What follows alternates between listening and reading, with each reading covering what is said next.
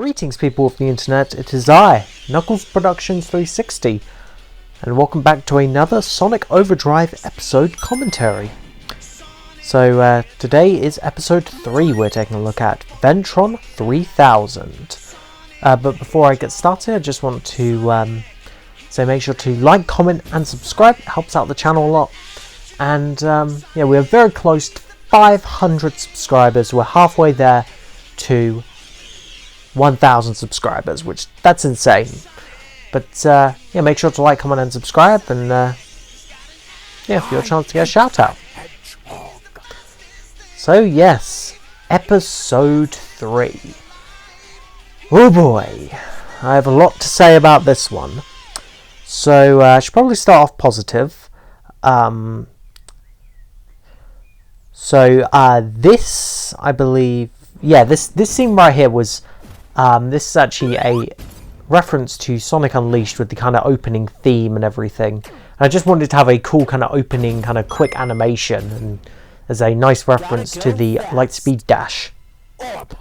And yeah, the editing for this episode is not the greatest. In fact, I really dislike this episode because it's just not great. Because the editing's just all over the place and it just doesn't work. I mean, look, you can see Tails' face just moving. It's really quite bad, and I don't like it. That was awesome. Thanks for saving me. And yeah. No problems, little bud. Besides that, the reason why it does look like this because I wanted to get it out before the New Year's. Because I wanted to get it as a Christmas episode.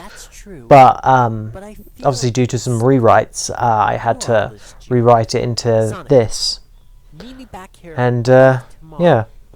Okay, sure. See you tomorrow, Tails.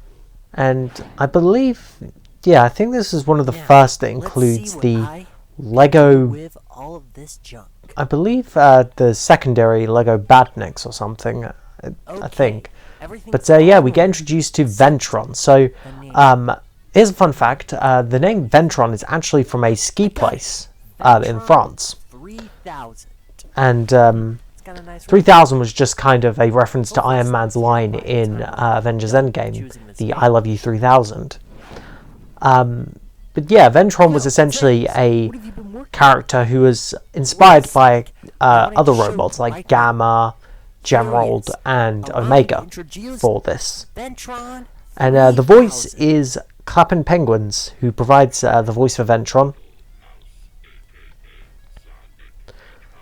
And yeah.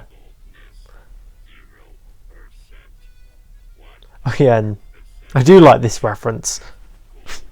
Cool. Hey Tails, I'm curious. What's this thing made of? Well, it's mostly made out of scrapped Robotnik parts from his Batnik army. Wait, Tails, do you think Robotnik could take over this robot? Don't worry, Sonic. Ventron is equipped with an Eggman-proof shield. That way, Eggman can't even hack into him. You see, the one thing I don't like is how just Sonic just stands around and they don't move around as much like in other episodes. They just kind of stand there and it gets kind of a bit annoying. Like this shot I really did not like. And okay, Ventron, yeah. Take it away. And then here I feel like I could have used like a green screen effect or something. Like here that was cut out and everything. I feel like that scene should have been a little bit longer. That was my line. Tails. Yeah. Know that? Well, you see, Sonic, Ventron has a powerful. Overall, I think it looks fine, to be honest. But surprisingly, by anyone. But yeah, Ventron. That's pretty cool, actually, huh? And yes, he's built out of Lego, as you can tell. Tails, I gotta go. I gave him quite a lot of articulation. Something to do or something.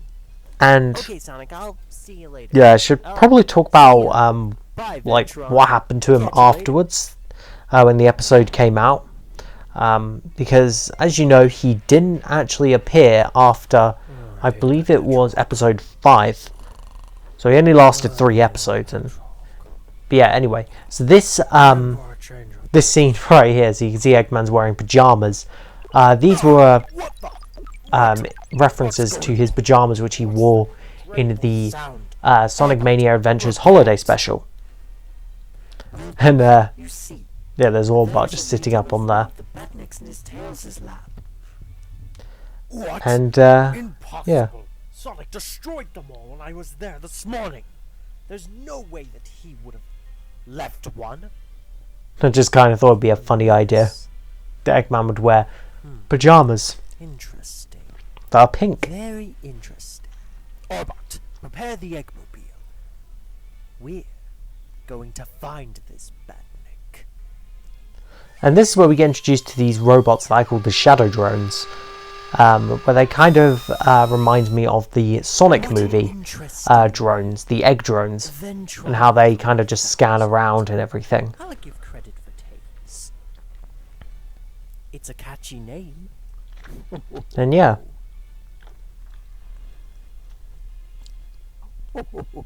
With Eggman puts this thing inside a Ventron. Yeah, the Ventron doesn't appear after episode 5, simply because the reason why is because I just don't think people liked him, and he just wasn't interesting as a character. Like when I introduced other characters like the Chaotix and Silver and eventually Shadow, I feel like that Silver should have had this episode for him to be focused on, because again, he's in this episode, voiced by Hedgehog Films of Z, who would play him up until episode 6, where I believe Yoshi Tells 13 took over the role of Silver. I don't think the device And is working. yeah. That's odd. Huh. Hey, Tails! Morning! Oh, hi, Sonic. And again, I'm not a fan of the animation here. You might know I mean, it's not... it's just not some of my best animation. Nope, don't even know. I just love that, how Sonic just holds up his fist. This is... What the... And yeah, to be honest, this episode kind of felt like a drag to make, and it's the one episode that I really don't like rewatching. Whoa! Sonic, look out! Now I try and convince myself that this episode is not canon. To take me out. Bring it on, Ventron. Up, Mister. But Can't catch me. Ooh, you're too slow. But it is, because, well, Silver's in it, so yeah. Fastest thing alive. Sonic. And yeah, Sonic just moving around, and oh no. Sonic makes a reference to the mud which sticks onto his shoes in the Sonic Sasayam show. Tails, watch out. Huh? Energy ball. And then this cool moment. Oh no, I didn't fail. Magic ring. Okay, maybe not that. Bomb. I will admit that Tails.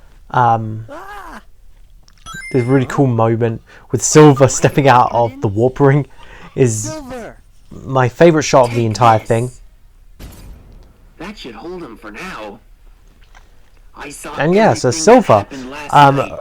So originally the episode was going to be centered around Silver, when Eggman builds a new invention to crush Sonic, and he would team up with Sonic and Tails to destroy it. That was the simple plot of the episode, which I thought would be an interesting idea, but in the end, I decided to go with the Ventron idea, which I'm really annoyed at, because I think the Silver idea would have worked better. And yeah, because I was going to have all these references to Silver's future and everything, but oh well, there's always room for Season 2.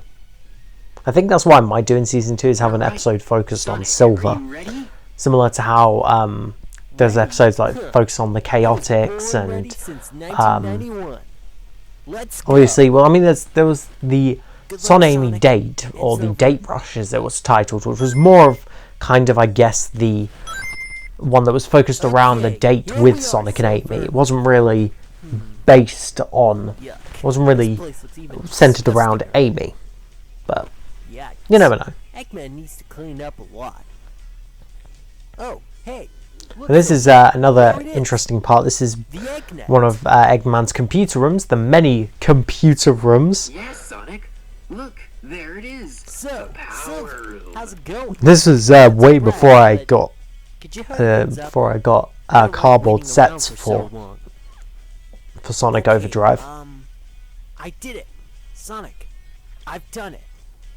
Ventron has been completely removed. Eggman has no Yeah. control over him. Huh. Way past cool.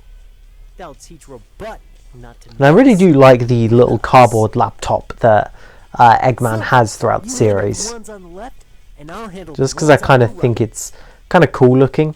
Oh yeah. Huh. Hey-ya. And then Sonic does like a And homing this, attack And that. jump. And this. So I actually really like when Sonic does that. I got ya. And for Silver's telekinesis, I always like light color it blue Silver, so that you did can it. see what's We turned going, off the so that you can Eggman, see he's using and Ventron is telekinesis. successfully now not going to be programmed by Eggman. I do like Wonder how this part Eggman's coming up. dealing with this whole Hang on. thing going on. There's one part right here. It's a reference to the Sonic movie with Dr. Robotnik saying, "Give me a big fat break." And the mic I used was quite quiet for that, which I was very annoyed at. Successfully put the bombs in Ventron to blow up in 2 minutes' time. Huh? Blow And then up? Sonic has the reference to Sonic Adventure 2. Sonic, Tails is fixing Ventron. We have to save him. And yeah. I just noticed Orbot is sitting in the chair.